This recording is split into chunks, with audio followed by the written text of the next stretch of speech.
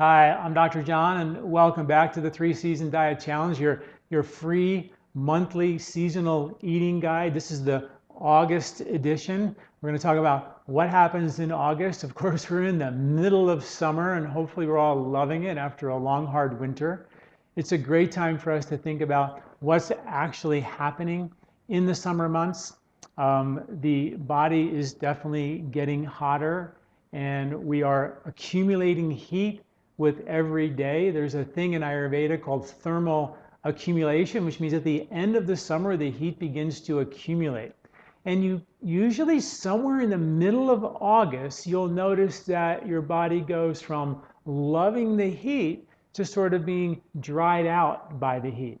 The sinuses can begin to sort of dry out. Some folks begin to get the beginning of hay fever, and the beginning of hay fever season can start in the middle of August. So there's an internal accumulation of heat that takes place that dries out the sinuses, the mucous membranes of your sinuses, your intestinal tract, and the reaction to that is to produce reactive mucus, because these are mucous membranes, by the way, and they dry out and they produce reactive mucus. Our skin just sort of gets dried out and can get a little wrinkled, and we have to begin to increase the moisturizing benefits of our skin. One really cool thing to do, which is sort of interesting, is that you can take vitamin D and you can actually put a little bit of that into your moisturizer that you use on your skin. So what's sort of interesting is that when you get vitamin D from the sun, which we get in the summertime in a big way, that vitamin D is pre-vitamin D on your skin. It converts to vitamin D in your liver called calcidiol. Then it goes to the kidneys where it becomes what's called calcitriol, active form of vitamin D. Then it goes and gives vitamin D to all the other organs in your body. And vitamin D is not just a vitamin, you know, it's one of the most powerful steroid hormones in the body. So it feeds all the tissues in the body. And guess who is the last tissue to get the vitamin D? Your skin. Even though it goes through your skin, the skin is the last tissue to get it. So sometimes our skin dries out, and if you take a little bit, like what I do, I take our facial moisturizer and I take our liquid slime and put a couple of dropper squirts or a whole dropper of that vitamin D in there, shake it up, and then I use that on my body as a lotion to help bring the vitamin D locally to your skin. And studies show that if you do that, you can directly feed and moisturize your skin with topical vitamin D. Very cool thing. Because even though you're getting it from the sun, again, it goes in, and the last place to get the vitamin D is your skin. And that also means internal skin as well. So ingesting a little bit of vitamin D in the summertime, even though we are getting it from the sun, is also a good idea, because you then directly get the vitamin D to the intestinal mucosa, which studies show that skin feeds on actual vitamin D that we can ingest supplementally. So it's kind of a cool thing, an interesting little tip. But my point, more importantly, is that the skin will begin to dry out. The villi become dried out. And after the springtime, if we didn't clean out all those villi in the intestinal tract, the sun will bake the mucosa, the mucus, onto the intestinal tract and become hardened mucoid material. So nature said, boy, we don't want that to happen. So we're going to give you a bunch of cooling fruits and vegetables. All those fruits and vegetables have specific microbes that we eat and we ingest, and they become our microbiome that actually help cool the body down and help the body dissipate heat and mitigate the summer months, right?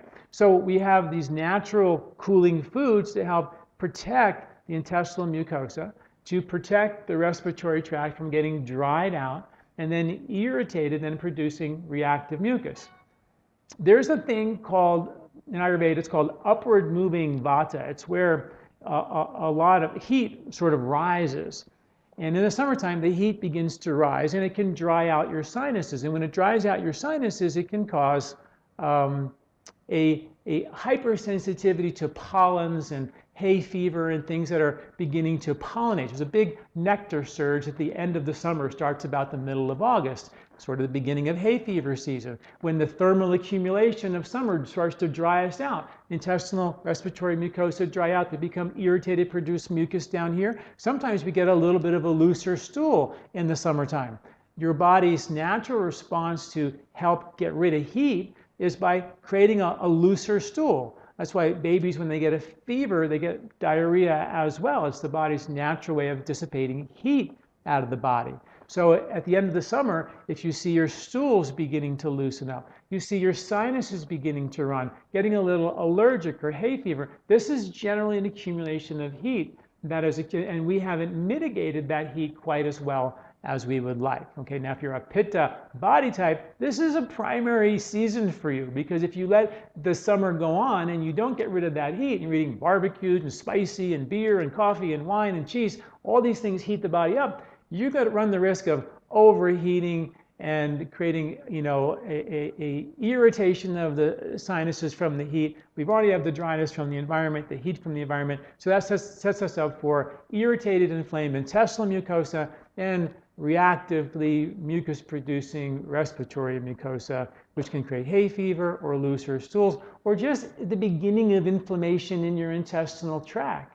That can create bloating and gas and things like that. And remember, we've talked about this already too, is that the digestive system is a little weaker in the summer to help not overheat the system. And that's why the foods we eat are generally off the vine. They're cooked on the vine. So therefore, they're already been heated and cooked by nature. We don't want to eat them and have to cook them inside of ourselves. We're trying to dissipate heat in the summertime. So point being here is, really strictly, this is the season to really make sure we do a good job of getting that summer heat down with all the cooling foods from the summer grocery list. The foods on the summer grocery list that have the asterisks are the most cooling. Asparagus are super cooling, all your leafy greens, and of course, as the summer winds down, nature goes, guess what, guys? We have all these ripe fruits. Apples are beginning to be harvested at this time of the year as well, to begin to cool you down in a big way. We'll talk more about the fruits in September, but for now, I want you to talk about understand how the vegetables, some of the fruits, but how important it is for us to really, follow that summer list very strictly this month, and make sure if you're a Pitta anything, Pitta Vata, Pitta Kapha, Kapha Pitta, Vata Pitta, or even Tridoshic, you want to make sure that this is a season you take seriously, because if you don't get rid of the heat now, that heat will begin to turn to dryness. And that dryness we begin to feel in the middle of August. And that dryness, as we move into winter, the hot and dry of summer becomes cold and dry of winter, and what ends up accumulating is dryness.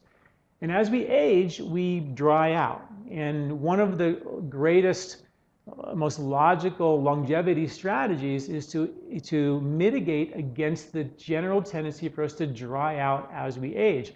One of the most important times of the year for that is right now in August, to make sure that that accumulation of dryness doesn't become more dry in the winter. Then we go through the rest of the winter trying to mitigate this extra dryness, reactive mucus, which can become a breeding ground for colds and flus and viruses, undesirable microbes in your gut, and wreak a whole bunch of havoc. But if we just eat what's in season, in abundance, eat more of the foods on the summer grocery list, think about what you can eat more of. There's so much stuff right now in your farmer's market, your CSA, all these incredibly cooling, seasonally appropriate, microbe-rich foods that will help mitigate this tendency. And this is why it's so cool to do this 3-season diet challenge and get these seasonal guides. Just do the best you can as we begin to make a shift towards connecting ourselves with those natural rhythms of nature. All right, that's it for August. Enjoy the summer, last month of summer before we get back into gear in September, and I'll see you then. Thanks for listening. Hi, did you like this video? Do you like our content here at LifeSpa? You can subscribe to our YouTube channel at youtube.com/John Douillard right here and get this valuable content every week in your inbox. This recording is brought to you by LifeSpa, where ancient Ayurvedic wisdom meets modern science.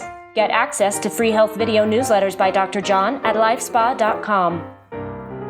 These statements have not been evaluated by the FDA. These products are not intended to diagnose, treat, cure, or prevent any disease.